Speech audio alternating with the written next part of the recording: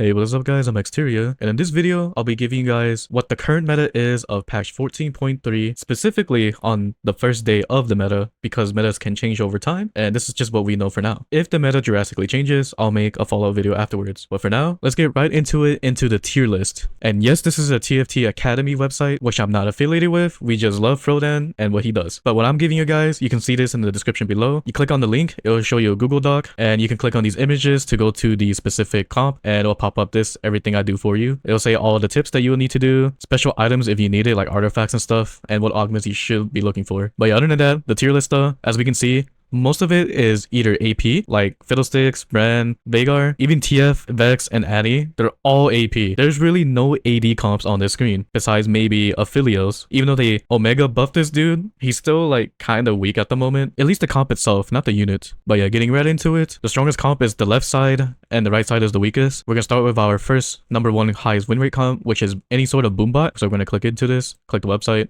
and all this will pop up. In order to play this comp, you need at least a Boombot crest. If you don't, you cannot play 6 Boombot, which is the strongest way of playing this comp. And then if you do get emblem, you throw it on Brand. Hopefully you can find a Garen, because you can modify Brand into a Boombot, so you can take off this crest and then just put on anyone else, and he can have a +1 item on him. Because his board is mostly AP damage, you need at least an Onyx Spark or a Static Shiv. Either one is fine. There's no need to have both because they don't really stack. Unless you find a lot of Fiddlesticks, you can play him as a main carry if you want to, and then just put like Archangel Staff on him and maybe a Bruiser emblem. That's fine as well. But for the most part, to play this comp, you need a lot of Econ and you need Boombot crest. Basically about it. And if you're wondering if this is a level 8 or 9 comp, to cap this board out, you need to hit level 9. So if you're not comfortable with playing level 9 boards, don't worry about playing this style of Boombot. I can show you a different one. So if we go back to the tier list, the second best comp to play is Fiddlesticks with specifically either Bruiser Emblem or Blight and Jeweled or even Sniper's Focus. So this means that you need either Artifact or a Bruiser Emblem. And basically this is about it. In order to play him, you need double Archangel Staff plus Bruiser Emblem. In order to fit in 6 Bruiser, you have to play 6 Bruiser no matter what.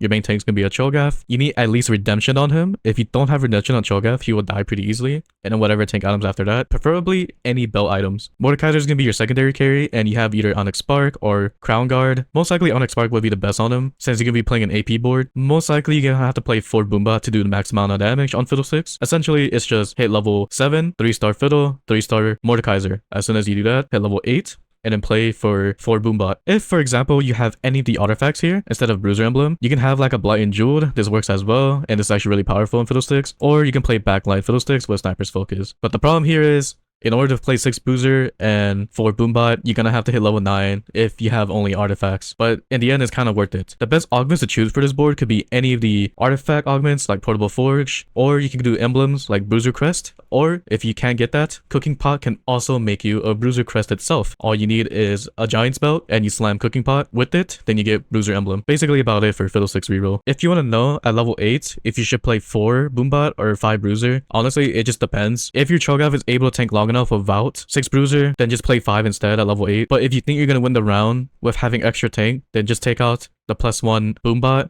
and then throw in 6 Bruiser. Either one's fine. Next up on the list is Vertigo Street Demon. A lot of people know that this is probably like the strongest comp currently, like base meta wise. And in order to play this comp, is basically simple. Just slam a Spirit Shojin, put it on Zyra or Seraphine, whichever tech you want. Play your strongest board, fast 8, roll for Ziggs 2, Brand 2, and Nico 2 if you can. Now, here's where it gets tricky. If you don't have Brand 2, but you have a Ziggs 2, just play Ziggs as a main carry. That's fine. Then you can fast 9 and then transfer the items from Ziggs to Brand later. Or just keep whatever you have, it's fine as well. But yeah, for the most part, if you get Street Demon Emblem, then you can just put it on Kubuko, or you can throw it on Ziggs. Either one's fine. Take out Jinx and then throw in either a Garen or a Yuumi. If you're wondering if you should use Jinx or Rengar, I look at the stats. Apparently Jinx is a little bit higher win rate. And for artifacts, say for example, you get either Sniper's Focus or Mana Zane, just take out Guardbreaker off a Brand, just put either one on him, Sniper's Focus or the Mana Zane. They're both good on him either way. But yeah, that's all it is for Street Demon. It's pretty easy, pretty strong. And if you're wondering, why do we play 7 now? Over the last patch, we played 5 Street Demon with 4 Techie. The reason why is because they buff 7 Street Demon by a lot. So now we get 17% stats across the board. And if the carry unit is on the highlighted hex, then it's double those stats, which is around 32%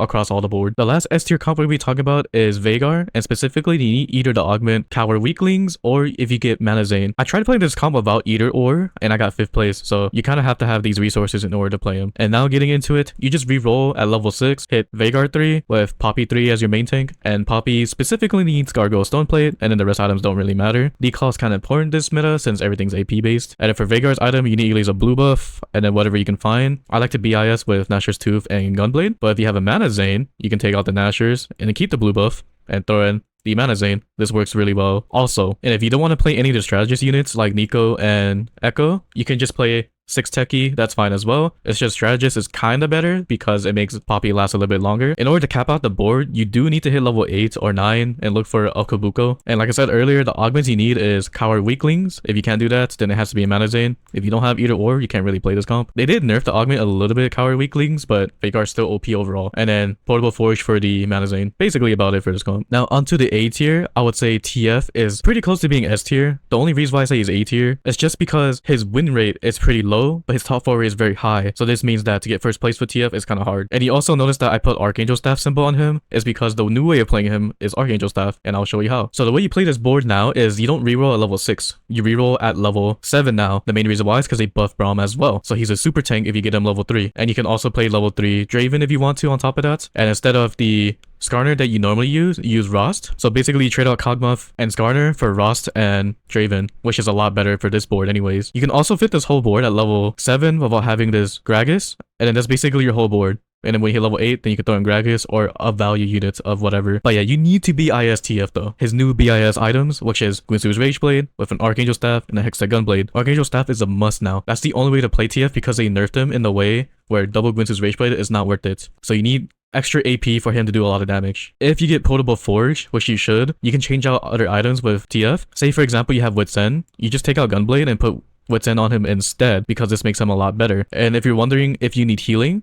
Wits End already has healing in it, so therefore you don't need Gunblade for the healing. But if you don't have Wits End, you can do other items such as Gambler's Blade, and you just take out the Archangel Staff instead, so you don't need Archangel Staff if you can get Gambler's Blade on him, or if you can get Sniper's Focus on him, or if you can get Zonia's on him. So basically, Archangel Staff is replaced by artifacts. Other than that, this board is very simple. I feel like most of us know how to play this board. It's just a different style of doing it. Instead of rolling at 6, roll at 7. Next up we got is everyone's favorite comp from last patch, which is Vexeltech. And for those of you that don't know, I did make a video on this comp, so if you want to check that out, it'll be in the description below as well. But in order to play this comp, I'm gonna briefly go over it again. Essentially, you just need a blue buff, Gunblade on Vex, and then +1 item whatever. But the difference between this patch and last patch is Var's item is actually very important now. So you need to have at least a Hollow Bolt or a Hyper Fang on Vars. If you don't have either of them, this board's not gonna be strong enough, because they nerf Aurora, which is your win condition from last patch, to hit fast 9, play Aurora 2. But since she's nerfed, it's better to roll at 8 almost like forever, just re-rolling until you get Vars 3, or you can fast 9 and look for a value unit. They also nerf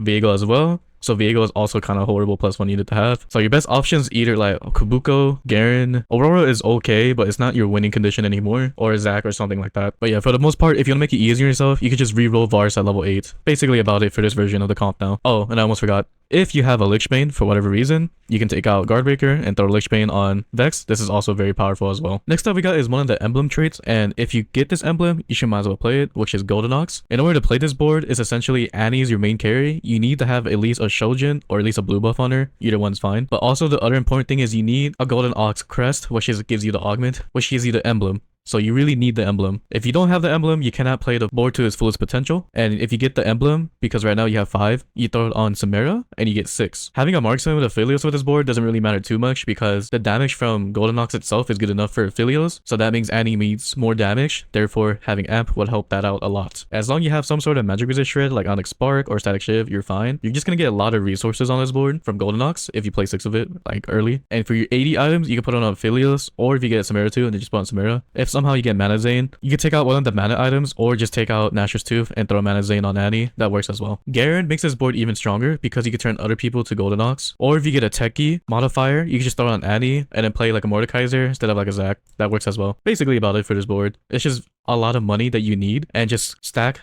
your Golden Ox as much as you can. The last A tier comp we'll be talking about is Cypher, and Cypher is still powerful currently, and they also buffed it for I don't know what reason. To get into the comp, you can play either Draven 3 reroll as the main carry, or you can play either Zeri as the main carry if you have Flux Capacitator. This is probably like the only way to play Zeri now. Like you have to play from a spot where you can get Flux Capacitator and with Cypher because you need a lot of resources, and Zeri's actually pretty strong still. If you have the Augment Hostile Takeover, it's kind of guaranteed that you should play this comp. But yeah, it's pretty basic basic. I feel like most of us know how to play this already. It's just open with Cypher, lose streak, cash out, play whatever carry you can look for. And if you get looted Zeko, you should play for Draven because he's actually super powerful with it. Just take out your guard breaker, put Ludens on him, and he'll just one-shot everything with it. Other than that, you just play however style you want with Cypher. Next up we got is Aphelios Marksman Vanguard. As of right now, is doing okay. It could do better later down the line, but as of we know right now, currently, of the time of recording, it's not doing too well. In order to play this comp, it's pretty simple. It's just 4 marksmen with Aphelios, Xayah, Jhin,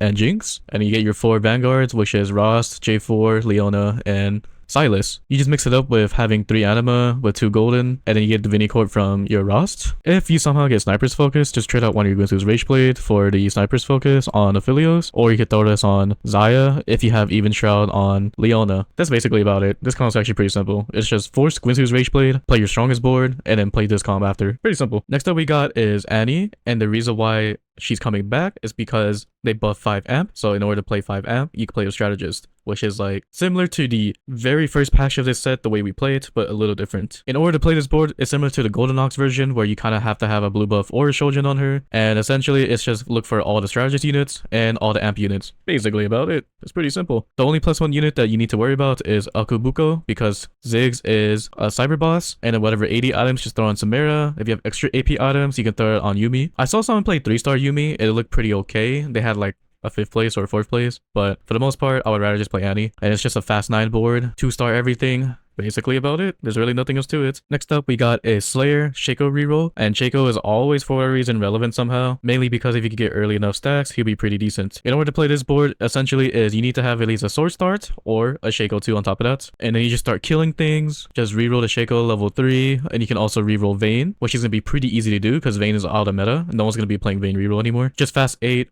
throw out 6 Slayer, and that's it, how to play the board. But the main thing to make this board even stronger is you need either Potable Forge, because you need at least one of these artifacts. Range Shaco is very powerful, so having like Sniper's Focus or Rapid Fire Cannon is really good on him. Just take out Edge of Night and put these items on him, so he can gain extra range, so you can play him like this. This also works really well. Or if you want to play other items, like for example Prowler's Claw, this would work really well too. You'll just be one-shotting everything with Prowler's Claw. Or Silver Mirror is also pretty decent. This also works as well. Unless you get Scope Weapons, then you can just play Shaco on the back line, just like hitting everything from afar. But yeah, that's basically about it for Shaco. It's just get any good augments on him, or just start off with the best Shaco early game you can do. Now for our last comp we got is Naafiri, and specifically you need the item Hyper Fangs to make her good. In order to play her is you reroll for level 3 Naafiri, level 3 Jhin, and maybe level 3 Nidalee. You can put whatever AP items on her, you can put these gloves on her, it's fine. If you have a 3-star Jax, you can make him as a main tank over the Sejuani. The best tank items you can put is probably Pulse Stabilizer. It's probably Repulsor Lantern, is actually really good. If you have Pulse Stabilizer instead of Hyper Fangs, then you want to use a Hodge over the IE, because Pulse Stabilizer is technically an IE, and you have to have Edge of Night on her or else she'll die. The other style you can play this board is if you have a Nitro opener, then you can play Nitro reroll instead of playing 5 amp. That works as well. The strongest way to play this board is unless you have artifact items. Like for example, if you have Spiritual Cutlass, this item is actually super strong for her. So you just take out the Edge of Night and put this item on her, and then play her in the back. She'll TP on the opposite side of the map, kill the carry, and then she'll teleport back, then just continue on killing everything else. She's actually really good with this. Or if you want to play her range, like the same thing like Shaco, then that also works as well.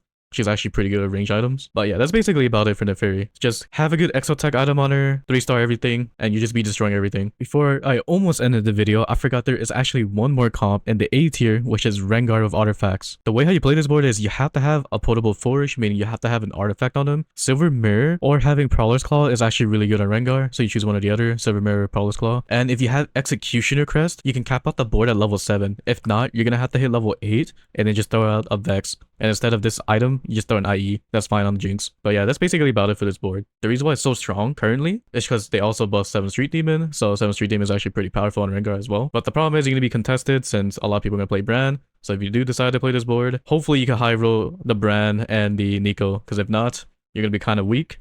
And maybe you might play for Vertical Executioner instead. That also works. I actually won a game with that, which I'm gonna post a gameplay video of it soon. And that is it for the first day of patch 14.3 meta. To summarize everything up, basically, Anima Squad is bad, it's not performing well. I know you guys are gonna be asking about that. And if you're wondering why, Rengar is still strong, because he's a beast even after his nerf, which is only like he lost 50 HP. But for most units, that'll be a lot, but Rengar is just broken, it don't matter. To sum it up in one word for this patch, it's trash. Like, it's just all AP units with basically Boombots or some sort of Shojin holder like Bran, or some sort of augment style opener like Veigar, or Cypher opener, or emblem opener. It's just horrible overall. So if you want to climb this current patch, it's gonna be tough. Just try your best and play any of these comps that I showed you. If the meta changes drastically, I'll make a follow-up video afterwards. Until then, I'll see you guys on the next one. Later.